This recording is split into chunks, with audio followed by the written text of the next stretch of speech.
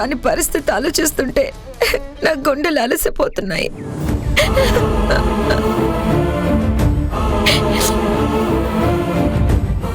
విధి విచిత్రం అవ్వచ్చు, కానీ నా మీదే ఇంత పగబట్టి వేధించడం ఎందుకో అర్థం కావట్లేదు. మన పిల్లలు ధరణి బాలులు మన దగ్గరకు చేరుకోకుండా కంచె కట్టినట్టు ప్రతాప్ శారద అడ్డంగా నిలబడుతుంటే ఎలా నా ఆశ నిలబడుతుందని ఆశతో ఉండాలి గుణ.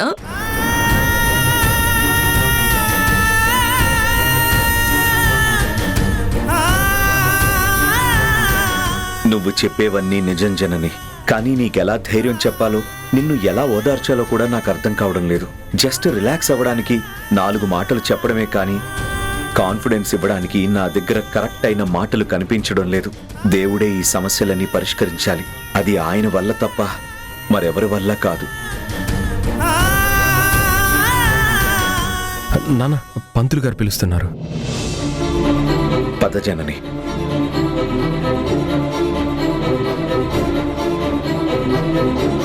తరుణ్,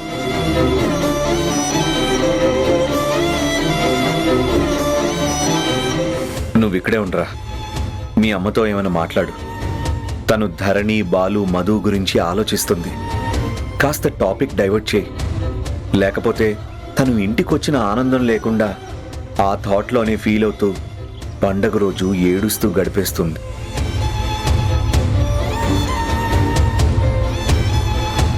అలాగే నాన్న, మీరు వెళ్ళండి.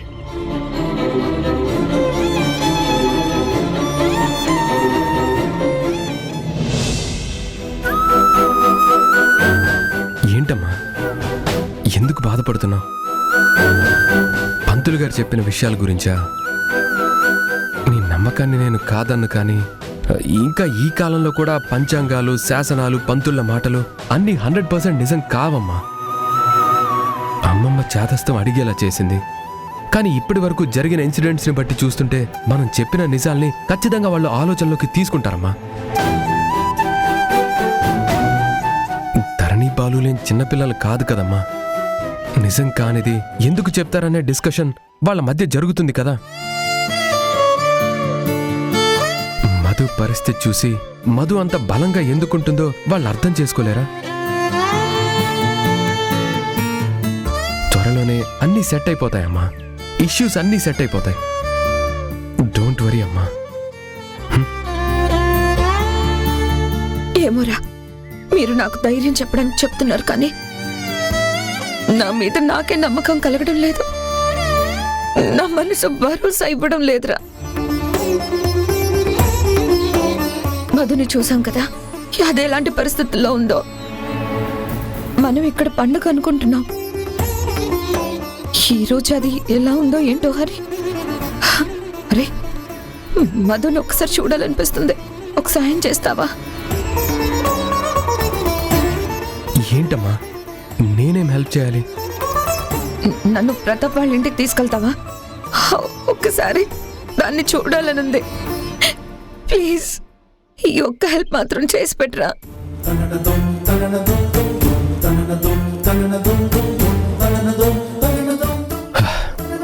ఇప్పుడు నువ్వున్న పరిస్థితుల్లో విన్న మాటల వల్ల పడుతున్న బాధలో ఇట్ ఈస్ నాట్ కరెక్ట్ అమ్మా.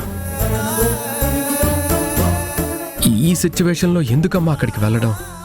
మధు ఏమీ చిన్నపిల్ల కాదు. భయపడితే ఎప్పుడో వెనక్కి వచ్చేసేది కదా. తన డిజైర్ తను నెరవేర్చుకోవడం కోసమే అక్కడ మొండిగా కూర్చుంది. తను సాధిస్తుందమ్మా. తను అనుకున్నది సాధిస్తుంది, సాధించి తీరుతుంది. నాన్న కావాలి, నాన్న కావాలి అని నీతో ఏళ్ల తరబడి ఫైట్ చేసింది కదా. ఇప్పుడు తను అనుకున్నది తన దగ్గరకు వచ్చింది కదా. She will be all right. Don't worry అమ్మా. అది కాదు, నేను మధుకి చాలాసార్లు ఫోన్ చేశాను. అది అసలు ఫోన్ కూడా అటెండ్ చేయట్లేదు. ప్లీజ్ రా, మొదటిసారిగా అమ్మని నీ సాయం అడుగుతుంది. నన్ను తీసుకెళ్ళు హరి. సరే అమ్మా. ఎప్పుడు కాదు, ఇప్పుడే తీసుకెళ్ళాలి. సరే అమ్మా, తీసుకెళ్తాను, కానీ ముందు నువ్వు లోపలికి పద. నువ్వు రామ్మా. అనగా మొదలైన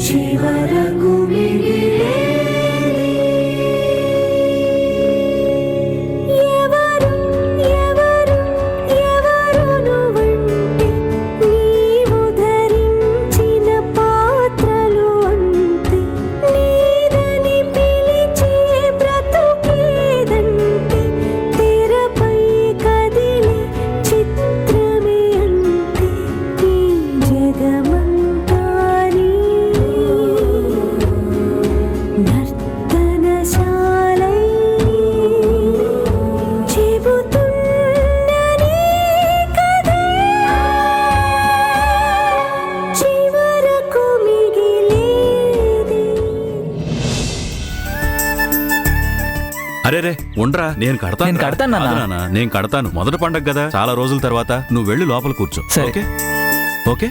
ఉమ్.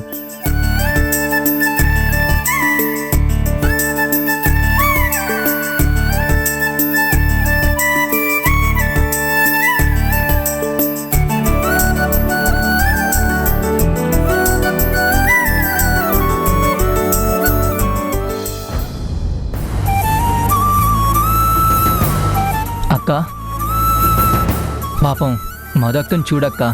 పిన్ని ఆర్డర్ వేసిందని ఎంత కష్టపడుతుందో. వాళ్ళ ఇంట్లో కూడా ఎప్పుడూ చేసుండదక్క. అందుకే బాగా ఇబ్బంది పడుతున్నట్టు కనిపిస్తుంది. అవునరా, ఎంతైనా జనని గారు ప్రేమగా పెంచారు కదా, ఒక్క పని కూడా చేయించుండరు. నాకు నీకు అంటే పిన్నికి పనులు చెప్పడం అలవాటు. అంతో ఇంతో మనం నేర్చుకున్నాం. పాపం ఆ అమ్మాయికి ఎలా వస్తాయి? చెప్తేనేమో పిన్ని వినడం లేదు. ఏం చేద్దాం చెప్పు?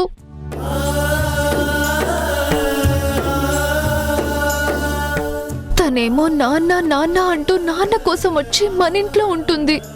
అమ్మకి నాన్నకి కూడా మధు ఇక్కడ ఉండడం ఇష్టం లేదు. మనం మధుని సపోర్ట్ చేశామనుకో, అమ్మ మనల్ని కూడా తిడుతుంది. నాన్న కూడా మన మీద కోపం తెచ్చుకుంటాడు. చూద్దాం తను మాత్రం ఎన్ని రోజులు కష్టపడుతుందో. మధు అన్న విసిగిపోవాలి, అమ్మ నాన్న అన్న విసిగిపోవాలి. లేదా నాన్నకైనా కోపం వచ్చి అమ్మని ఎందుకు ఆ అమ్మాయికి పనులు చెప్తున్నావు అనాలి. అప్పుడే మధు కష్టాలు తీరుతాయి.